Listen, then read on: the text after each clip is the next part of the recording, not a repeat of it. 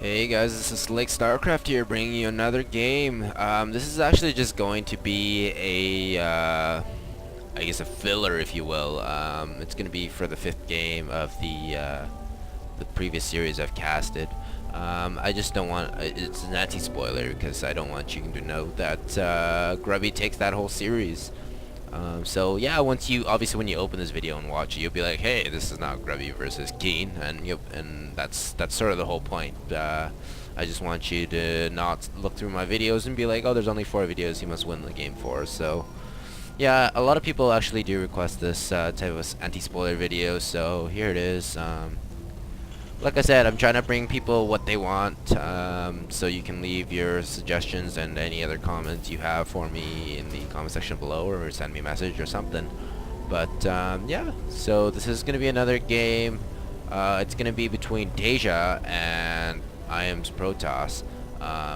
Deja is one of my favorite players, so I thought, hey, why not cast one of his videos and see how they go. So we have that up for you. So we have Teja in about the 8 o'clock position as the Red Terran, putting up his gas before his barracks, which it's not too uncommon, but it is not your average standard opener. And there goes his barracks there. Then we have Zion's Protoss. He's just putting down his gateway over here, followed by the assimilator. So very standard yet again for the Protoss. So we're just gonna wait for this game to get underway. I guess I would take this time to talk a little more about myself and what I actually plan to do in the future, which is actually why I also wanted to do the spoiler video. I mean, it's only a quarterfinal series, so it wasn't that important of a deal, but I thought, hey, why not take this opportunity to talk a bit about myself and hopefully start to get to know the fan base and see where this leads. So yeah, I'm a Protoss player. I've gone through it all, but I'll go through it again. I'm a Protoss player. Oh, very nice probe there. I'm a Protoss player. I'm high masters. I'm usually within rank 1 through 8. I play on a North American server. I do play Terran sometimes on occasion, but I can't play Zerg to save my life. It's ridiculous how hard I think Zerg is.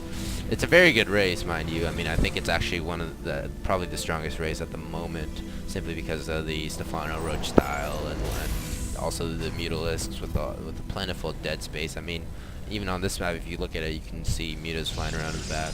You wouldn't be able to kill them with, stalkers or marines. But yeah, so that's a little about me. I'm a brand new caster. I'm gonna be bringing you guys not just games casted by me, but also I'm gonna try and look for Korean casted games because I know they're a little more exciting, and that way I'll be able to upload, more than 2-3 videos a day, because I am noticing while I'm uploading these videos and compressing them that it does take a long time per video. Like it literally takes maybe, like, I'd say with casting maybe 2-3 hours of video, so it's definitely not something simple or easy. And so just bear with me, guys. I'm gonna start trying to look for more replays with Korean commentary, because I do find it more interesting, but at the same time that allows me to upload more videos at one time. So yeah, it's gonna mean that you get a lot more StarCraft 2 action. So if you're like me and you like to watch a lot of StarCraft, and you also want to like look for replays, or like if you like TLO, for example, you can go find his games. If you like Idra, you can look for his games on my channel. Like you won't have to go look through Google yourself and find games without any commentary. Basically, that's my goal. I know I'm gonna try my best to cover every single top profile event, but at the same time I want to offer you as many variety of players as possible, and maybe some coverage of the players that are not so well known as you might think. Like even in the last game, like in the series, there's Keen, and to be honest, like I didn't know too much about him. I had to go look him up. I have seen him when he beat Rain in the Code S, so I did see him before, but I mean, I hardly knew anything about him. I didn't even know he was Korean until I looked him up. So yeah, I mean, I want to give everyone an opportunity. Hopefully, everyone gives me an opportunity to do the same. But I will be trying to bring you a lot of cool videos, and hopefully, I can make something of this. I am going to university full time. I do also work on the side, so it's going to be a packed schedule, but I'm trying to do the best I can. I also find commentating very interesting. I like to watch a lot of replays, so I was like, hey, why not add the analytics part of it and see if I can maybe do some casting? Because I mean, I watch the replays already as it is, but I'd rather, you know, do something that helps a lot of other people, as well as, you know, it actually helps me, you know, casting as well. Because in the end, at the end of the day, I'm trying to get better myself, and I want to learn all the builds, and I want to figure out what people are thinking and doing at what specific times. So I'm gonna try and bring a more analytical perspective, and just plan to try and help everyone get better in general. Because, you know, as I'm at a high master's level, I'm nowhere near, you know, good enough to be grandmasters. I mean, I've actually played a lot of grandmasters players. I've even played some professionals, but yeah. So we'll see. See how it goes. I'm always trying to learn. But yeah, we got a little bit of a War Prism play over here by Iams Rotas. He's taking out Supply Depot, a couple of workers. Let's check out the units lost tab. 5 workers killed there, so not too shabby here. Sorry I missed the first bit of it, but I was just busy rambling away. So yeah, like I said, leave any comments or what you'd like to see improve, what you think would help me, what would get you to continuously watch my videos. But let's just enjoy this game for now then, guys. So we got 2 supply depots going down in the back. We got the War Prism returning. I'm assuming he wants to get that Immortal back in the mix of things, because he's trying to defend this push here, which is actually looking pretty dangerous for Tasia. I mean, you don't see siege tanks all too often. Great shot there, actually, weakening almost the entire army. But I'm assuming he's going to try and drop the sentries, followed by the Immortal. Oh, he's going to lose it. Oh no, he's just barely going to get away there. But yeah, my assumption is he's going to try and drop the Immortal on the tanks and take them out really quickly. The Immortals just rip apart tanks so quickly. I mean, it's really no challenge. It's like, look at that. It's just like 3 shots. He's just gonna get a kill. So I mean, yeah. Overall, Iams Protoss, he did help hold this off really well. Considering I thought it was gonna do a lot more damage, but like I said, that's mainly why you don't see a lot of siege tanks in PvT, simply because I mean the Immortals.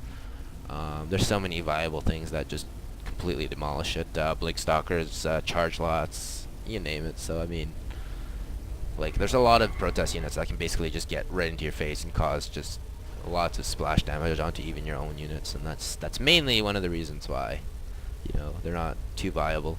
Which is why that first game where what was it? Keen went for those 2 siege tanks in the first game. I was wondering what the hell he was doing, because I mean, he in that first game, if you look, he really didn't do much with those siege tanks at all. Like, the first, I think one of them just died to a Zealot charge push, and the other one I don't even know. But like, basically they didn't do anything at all. I don't even think they got a couple of shots off, and you know, for what investment he did, he upgraded the siege tank mode. He wasted the tech lab for 2 cycles of that siege tank. So I mean, yeah, I don't know.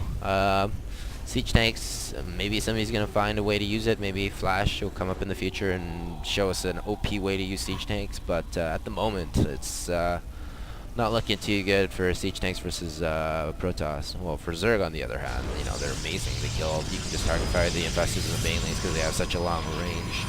But look at this. We have a 2 base 8-gate timing here with double upgrades, and we have a Dark Shrine as well. Feedback going down the medevac is going to prevent any sort of healing. It's going to force him to pull out of there before he loses that medevac. He could have actually taken that out. Protest could have taken that out, but he just barely got away. Yeah, if you went to this position in the very beginning instead of going over here, you would have been able to take it out. But you know, it's just the AI of the units at the moment. But he does have his 3rd base now. He's got 8-gate 2 forage. He's got Templar Archives, Dark Shrine. He's got 2 more gates coming up, so 10 gate. He's got a little cute Viking play here. So that's gonna get taken out. I guess he realized he didn't need it because there was no more Colossus, so and the War Prism. He didn't really care too much about it. I guess he's confident enough he can defend with just the 1 Viking here. I don't know why he threw it away. Maybe he just wanted to scout, but yeah, we'll see what he does. So I assume he's gonna try and go for the storm drop. It may get taken out here. It was spotted by the factory. It may get taken out by either the Marines on the dropship or the Viking. He's already hot on his trail. Little squadron of Teja's armies heading out, but Teja obviously known for his control. They're going to be able to probably micro away the SCVs from the High Templars at the same time microing this army. So we'll just wait and see. Just trying to keep an eye on everything here. There's a lot going to be happening soon, I think. Oh, Teja's actually pulling back. He's probably trying to focus more on this drop. Oh, and he's going to take that War Prism. Oh, he saves it. Oh, great storms. Takes out all of those. Oh, and he's got enough energy to storm the SCVs as well. That was actually a fantastic play. Just barely saving that War Prism and taking out every single Marine. And a handful of SCVs. So let's take the units lost. 11. It's up to 11 SCVs killed. I mean, so it's not definitely not unrecoverable, but it's a huge blow to his economy.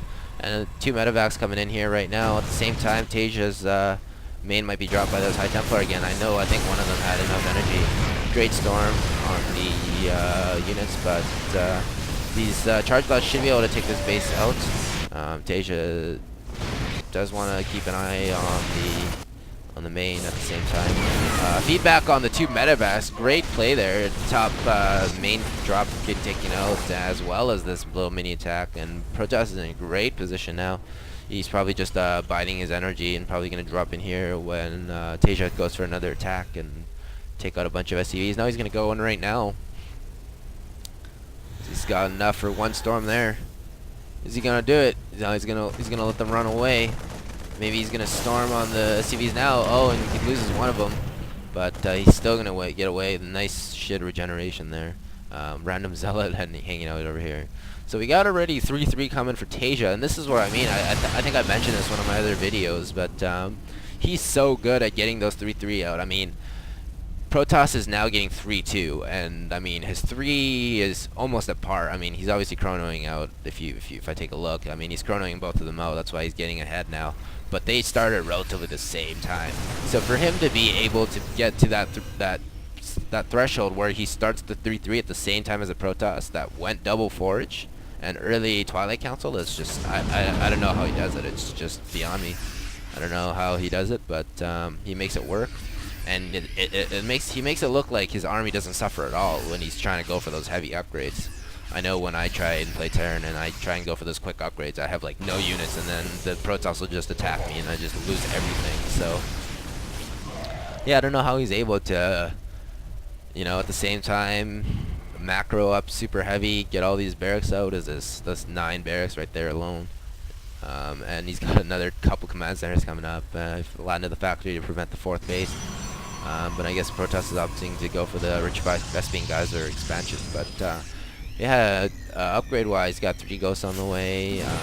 3-2 just finishing off for the Protoss here. So upgrades are going to be fairly similar, but like I said, Teja's a beast. He's very good at PvT as well, so we'll see how it goes. A little handful of Zealots heading out over here, but I think Teja's already spotted this. He's going to take every single one of them out. Kiting those Zealots, no tomorrow. Like, no tomorrow. It's just going to be a massacre here. I think he took out maybe one Marauder there. So let's look at the units lost tab. So, sorry about that. Oh, feedback going on one of the medevacs. I saw that one and just at the last second there. But as you can see, Terran's lost a lot more, but he's still somehow able to hang on, and looks like he's going to do quite a lot of damage. DTs are now out. 4th base going down for Teja as well, but Teja's now swinging around. Maybe get a couple EMPs off on the High Templar. Or is he going to get feedback though? both of them are getting dangerously close to each other, the High Templars and the Ghosts. Neither of them opting to shoot or EMP or feedback or anything. I think the feedbacks would have definitely killed the Ghosts. So yeah, I don't know, maybe they just both weren't paying attention, but EMP's going down now. All the High Templars hit, sniping the High Templars as well. Archon's not getting hit though.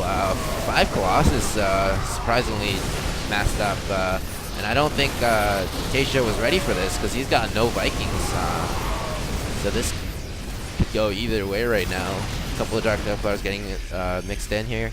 And if Terran's not careful, those DTs are just going to wreck his units up without even him noticing. Because, you know, if there's other units attacking your units, you're not going to necessarily think that a Dark Templar is attacking your Marines and Marauders, right? That's sort of why he just mixes it in with his army.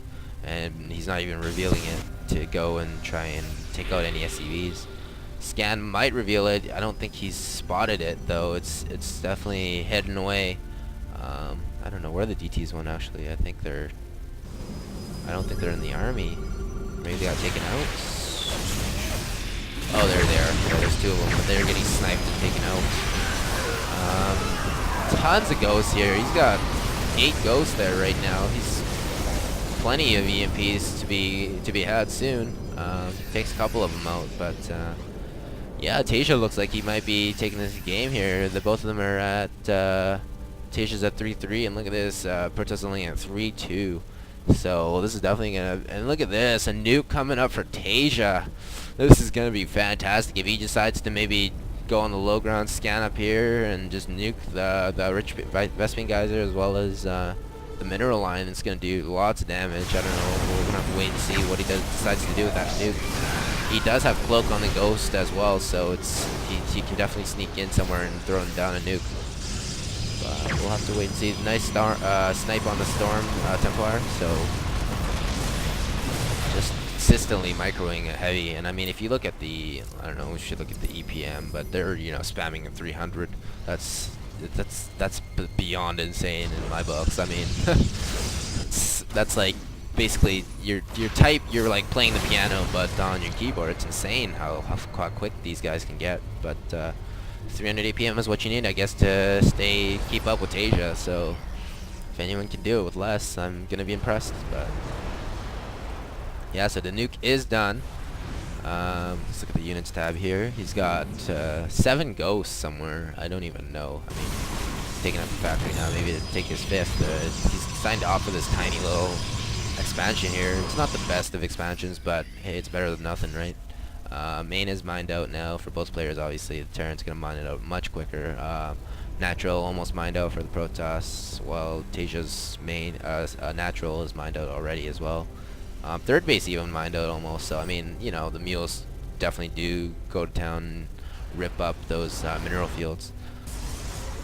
But we're just gonna have to wait and see, guys. Let's go back to units lost tab. So it's fairly even now, and Tasia actually managed to get ahead somehow. So that's just the power of Tasia, man. He just knows how to get ahead. And there goes that nuke on the back of the mineral line, like I was mentioning before. I didn't think he was actually gonna do it, but and Protoss just barely seeing that he runs away safely. I think that little attack by Tasia on the bottom also gave him the idea to go look at that ledge. Otherwise, I don't think he would have spotted it. Maybe he would have. I mean, it's 300 ATM. I'm sure he can look around the map fast enough. But a couple of EMPs and snipes going down as the Zealots just ripping him up. We should see some more EMPs on some of the Archons, but those Storms virtually doing no damage to Tasia. Just great control of his units. He's going to take out Tasia's 3rd base here.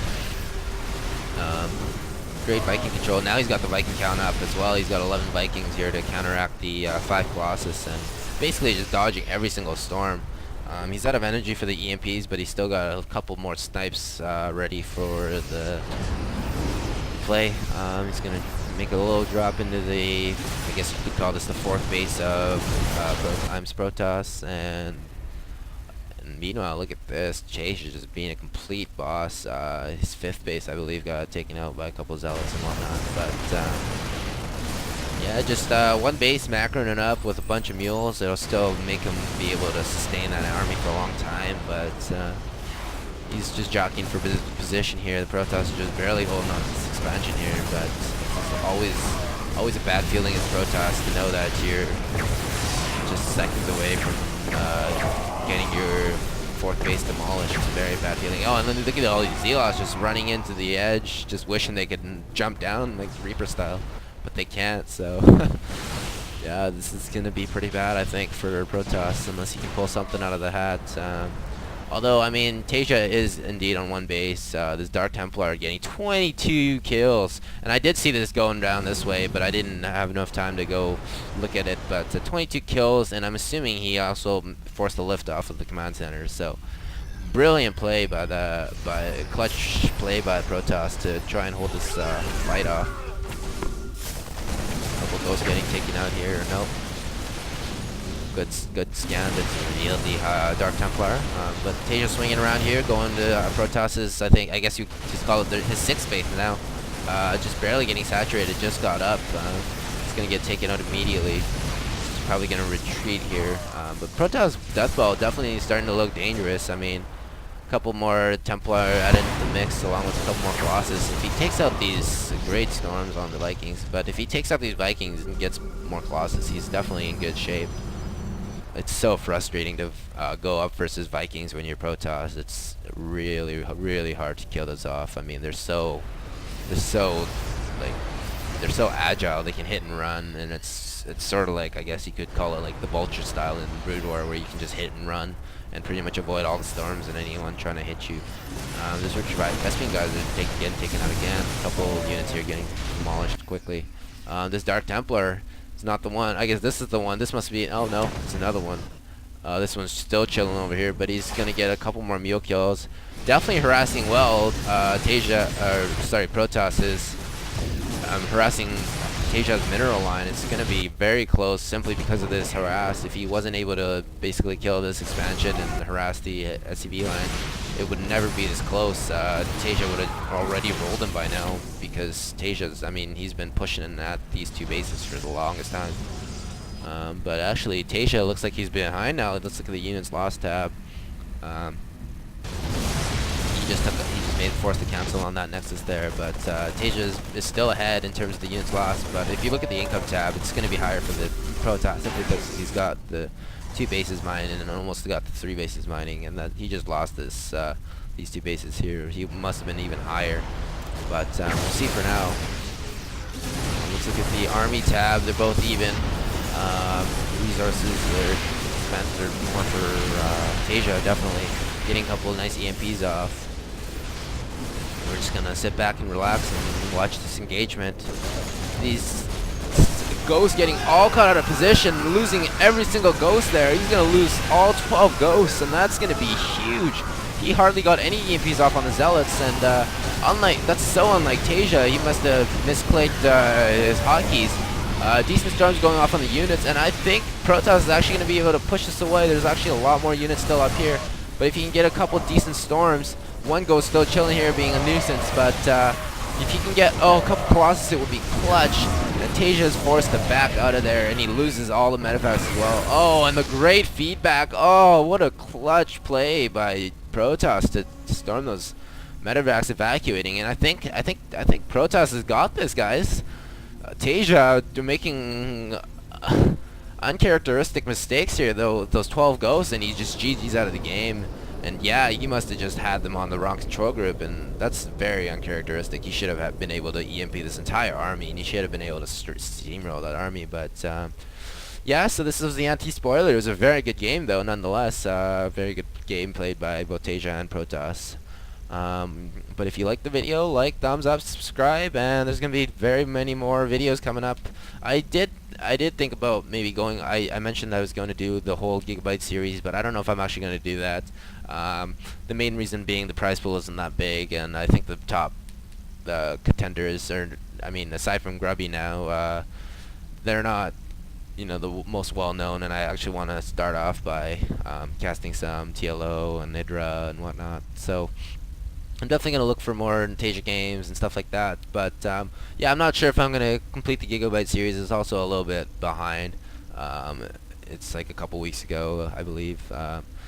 The final match is going to be held in, I think, 15 hours though, for the Gigabyte, so I might cast that. But I'm not sure if I'm going to go through all the other quarterfinals and the semifinals. So it's just yeah. Definitely keep up to date with my videos. Share me with your friends, and I will see you guys next time. Thank you for watching. Bye.